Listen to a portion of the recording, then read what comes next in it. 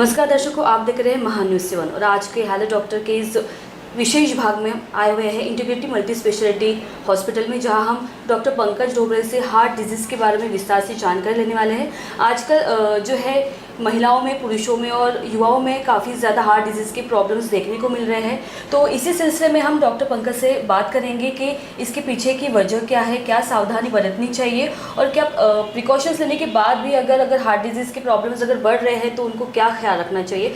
सबसे पहले स्वागत करते हैं डॉक्टर पंकज का। डॉक्टर पंकज, आपको बहुत बहुत स्वागत है महान्यूज 7 में। तो सबसे पहले ये कि हार्ट डिजीज़ जो है वो रेशियो काफ़ी ज़्यादा बढ़ता जा रहा है। आपने जैसे कि बताया कि युवाओं में ज़्यादातर जो है हार्ट डिजीज़ के प्रॉब्लम्स जो है बढ़ते जा रहे हैं, तो युवाओं को किन बातों का ध्यान रखना चाहिए, प्रिकॉशंस क्या लेनी चाहिए?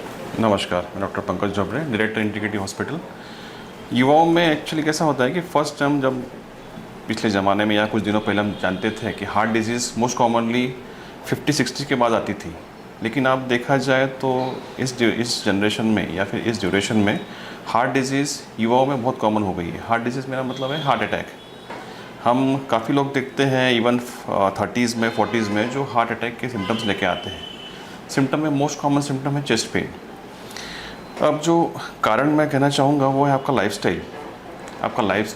आपका डाइटरी हैबिट्स इतने चेंज हो चुके हैं कि उसका सीधा असर आपके हार्ट पे पड़ता है। हार्ट अटैक क्यों होता है? Because of blockage of heart vessels. Heart जैसे हमारे शरीर में वेन्स होती है जो ब्लड सप्लाई करती है हमारे हर ऑर्गन को, वैसे ही हार्ट को ब्लड सप्लाई करती है उसकी कॉरोनरी वेसल्स। अगर इन वेसल्स में कुछ ब्लॉकेज आ जाए, जैसे हम कहते हैं रक्त धमनियाँ, उसमें कुछ ब्लॉकेजेस आ जाए। ब्लॉकेजेस का कारण क्या है? खून गाढ़ा हो जाएगा, कोलेस्ट्रॉल जमा हो जाएगा और वो जो वेन फ्लो होती है, सपोज़ मैं एक एग्जांपल देना चाहूँगा कि एक नल है, नल में से पानी आ रहा है, उसकी पाइपलाइन है। पाइपलाइन में अगर ब्लॉकेज है तो पानी आना बंद हो जाएगा। वैसे ही हार्ट की कुछ जो वेसल्स हैं जो हार्ट को नरिशमेंट देती है, हार्ट को या फिर हमारे कोई भी ऑर्गन को काम करने के लिए ब्लड सप्लाई की ज़रूरत पड़ती है, वैसे ही हार्ट को ब्लड सप्लाई की ज़रूरत पड़ती है। अगर हार्ट का ब्लड सप्लाई धीमा हो जाए या बंद हो जाए तो उसका जो टिश्यूज़ होते हैं या फिर जिसको हम कहते सेल्स होते हैं वो डाई होना शुरू हो जाएंगे और ऐसे इसमें फिर होता है हार्ट अटैक। हार्ट अटैक मतलब हार्ट का उतना टिश्यू डैमेज हो जाता है या फिर उसका लाइफ ख़त्म हो जाता है। ऐसे चीज़ में फिर सीवियर हार्ट अटैक के लक्षण बढ़ जाते हैं। जी, तो मेरा अगला सवाल ये है कि ऐसे कौन से संकेत हैं जिससे पता चलता है कि आपका हार्ट फेल हो रहा है? हार्ट फेल के भी सिम्टम मैं बताऊंगा, पहले मैं हार्ट अटैक के बताऊंगा। हार्ट अटैक में मेन है आपका symptom chest pain.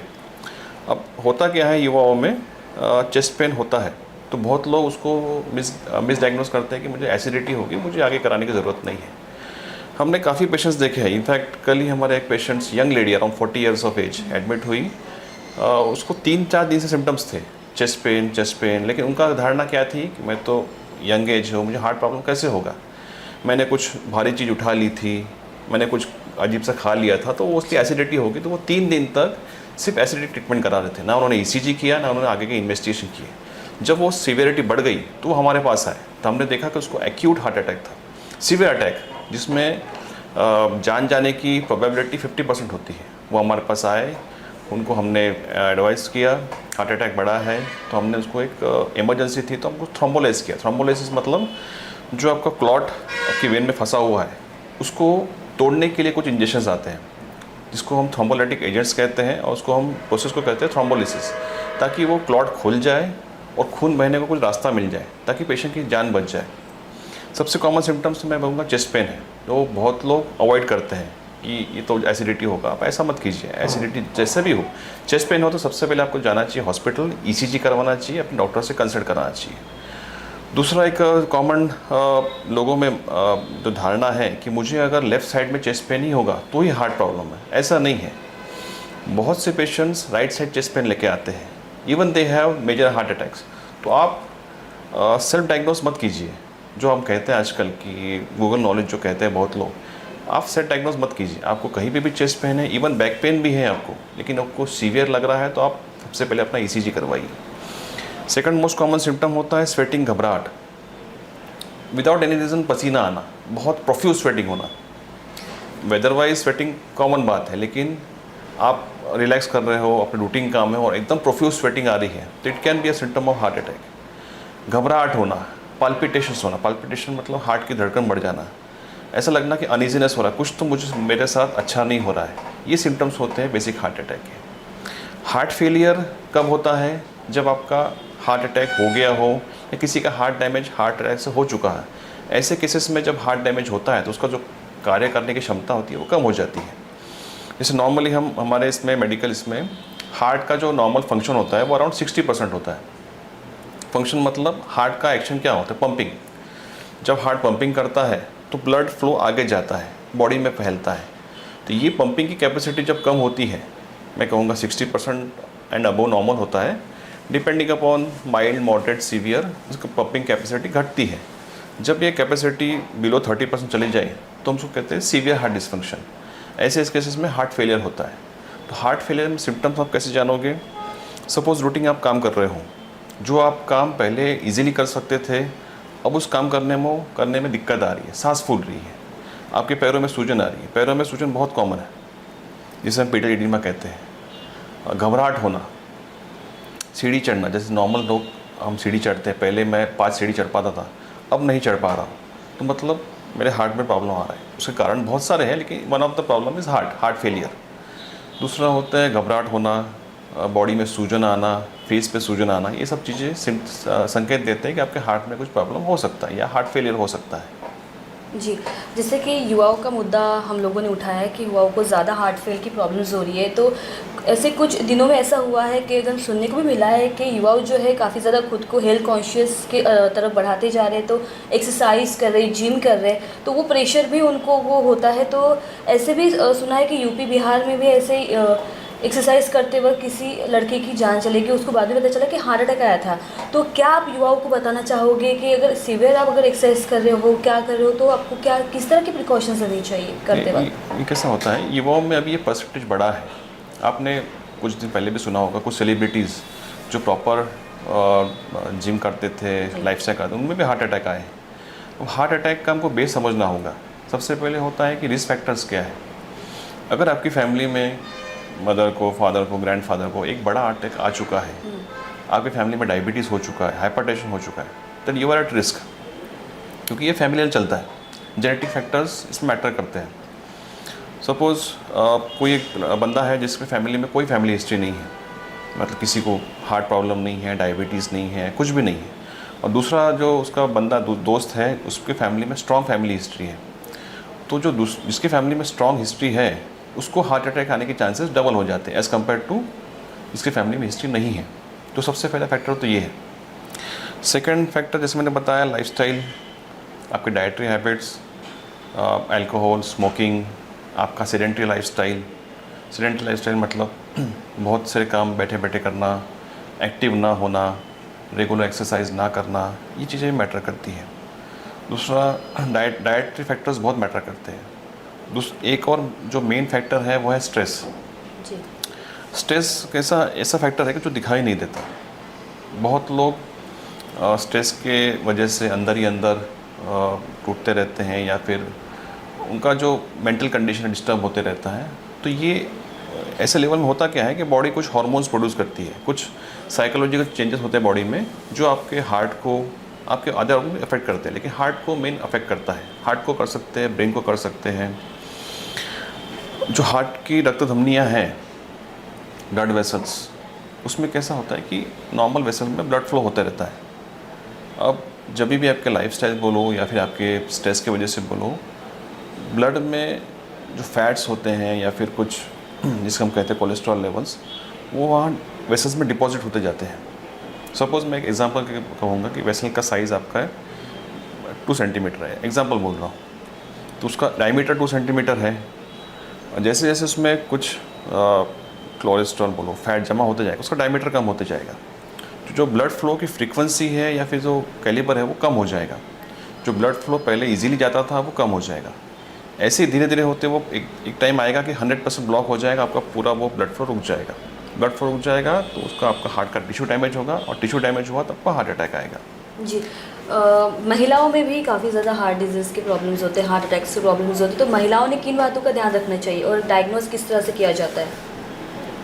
Casual positive factors जो है वो तो इक्वली है। लाइफस्टाइल महिलाओं में as compare to man prevalence कम है, लेकिन आजकल हो रहा है।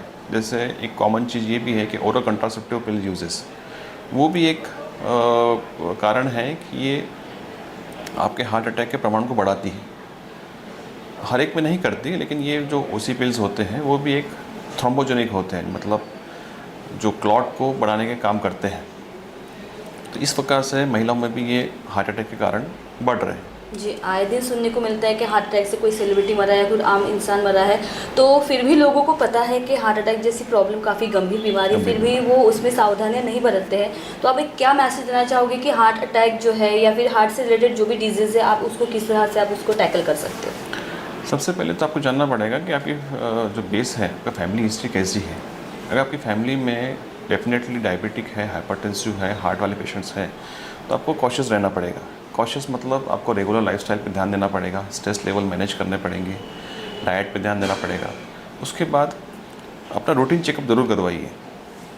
आज भी युवाओं में थोड़ा सा ये है कि धारणा है कि रूटीन चेकअप हमको कराना है तो 50 के बाद, 50 ईयर्स के बाद। ऐसा नहीं, एटलीस्ट अपना ईयरली में एक बार तो कराइए। वंस यू क्रॉस, आइडियली तो सब एज में करना चाहिए, once you cross 20-25 you should go for routine health checkup. एक साल में होता है, कुछ ज़्यादा कुछ खर्चा होता नहीं है, रूटीन चेकअप कराइए। और सबसे मेन ज़रूरी है सिम्टम्स को इग्नोर मत कीजिए। बहुत बार क्या होता है कि आपको सिम्टम्स आते हैं, घबराहट, पेन, लेकिन आप अवॉइड क्यों करते हो कि नहीं मामूली होगा, मुझे कुछ हो नहीं सकता, इतनी यंग एज में मुझे क्या होगा। ज़्यादा रहता है कि हाँ, थोड़ा सा भी आगे चला गया तो इग्नोर कर देते हैं। इग्नोर कर देते हैं, आप उसको इग्नोर मत कीजिए। आप प्रॉपर हॉस्पिटल जाइए, उसको इन्वेस्टिगेट तो कराइए। आप जनरल हॉस्पिटल में ECG भी कराने जाएंगे तो खर्चा बहुत ज़्यादा नहीं है, एटलीस्ट आप सिक्योर हो जाएगा अपनी तरफ से। जी। तो सबसे मेन चीज़ है कि सिम्टम्स को इग्नोर कभी नहीं करना है। सिम्टम्स हुए तो तुरंत अपने डॉक्टर को ज़रूर दिखाना है। और अगर कोई इसकी दवाइयाँ ले रहा है तो दवाइयों को प्रिकॉशंस किससे लेनी चाहिए और कब चेंज करना चाहिए, मतलब डॉक्टर से सलाह कितने महीनों का ऐसा पीरियड रहता है जब दवाई आपको चेंज करनी चाहिए? आइडियली तो दवाई चेंज का डॉक्टर ही बताएगा कि कैसा करना चाहिए, और वो डिपेंड करता है आपके सिम्टम्स पे भी। अगर आपके सिम्टम्स क्रॉनिकली प्रोग्रेसिव है तो दवाई बढ़ानी पड़ती है, प्रोग्रेसिव नहीं है, सिम्टम्स स्टेबलाइज हो रहे हैं तो उससे डॉक्टर दवाई कम भी करता है, डिपेंडिंग ऑन योर प्रोग्रेस। आपका प्रोग्रेस कैसा है, आपका डायबिटीज़ लेवल, आपका हाइपरटेंसिव लेवल कैसे है, उस हिसाब से दवाइयाँ कम ज़्यादा होती है। जी, तो हार्ट डिजीज़ में हेल्थ इंश्योरेंस कितना आवश्यक रहता है? बहुत ज़रूरी है। जैसे मैंने बताया, कल हमारी जो पेशेंट आई थी, she was a case of acute मतलब सीवियर अटैक था। उनको हमने थ्रोम्बोलिसिस किया। थ्रोम्बोलिसिस के भी इंजेक्शंस, जो स्पेसिफिक इंजेक्शन आजकल जो आते हैं, एक टेनेक्टेप्लेस करके आता है, वो थोड़ा सा कॉस्टली है, अराउंड 38,000 35,000। हॉस्पिटल का स्टे, खर्चा, तो आप देखिए एक अटैक में ही पेशेंट को मोटा 50-60,000 खर्चा हो जाता है। यही चीज़ अगर इंश्योरेंस में होती है तो आपको पूरा चीज़ कवर हो जाती है। तो हेल्थ इंश्योरेंस का अवेयरनेस सच में बढ़ना चाहिए। आप ये मत समझिए कि मैं यंग हूँ तो एक लेवल के बाद इंश्योरेंस ले लूँगा, या फिर इंश्योरेंस का प्रीमियम देना वेस्ट ऑफ मनी, ऐसा बिल्कुल नहीं समझना चाहिए। इंश्योरेंस फॉर यू, कभी भी इमरजेंसी में काम आता है और इंश्योरेंस डेफिनेटली सबको लेना ही चाहिए। जी, तो अगर हार्ट डिजीज़ को रोकने के लिए किस तरह की सावधानी बरतनी चाहिए, किन बातों का खास ख्याल रखना चाहिए, आप मैसेज क्या देना चाहोगे आप? इसके रोकने के लिए आपको अपना लाइफस्टाइल पे ही ध्यान देना है। लाइफस्टाइल एंड डाइट, यही है बेस कारण आपके हार्ट डिजीज़ बढ़ने का। आपकी आदतें, अल्कोहल, स्मोकिंग, स्ट्रेस लेवल्स, इनको जितना कंट्रोल करोगे, देखो कैसा होता है, इसमें पॉजिटिव फैक्टर एक ही है, जो फैट जमा हो रहा है, जो कोलेस्ट्रॉल जमा हो रहा है, जो वेसल्स ब्लॉक हो रहे हैं, वो आ कहाँ से रहे हैं? आपके बिगड़े हुए लाइफस्टाइल से, आपके बिगड़े हुए डाइट से। अगर बॉडी को नरिशमेंट अच्छा मिलेगा, बॉडी की नीड्स प्रॉपर फुलफिल होगी, बॉडी को नींद अच्छी मिलेगी, तो बॉडी अपना काम अच्छे से करेगी।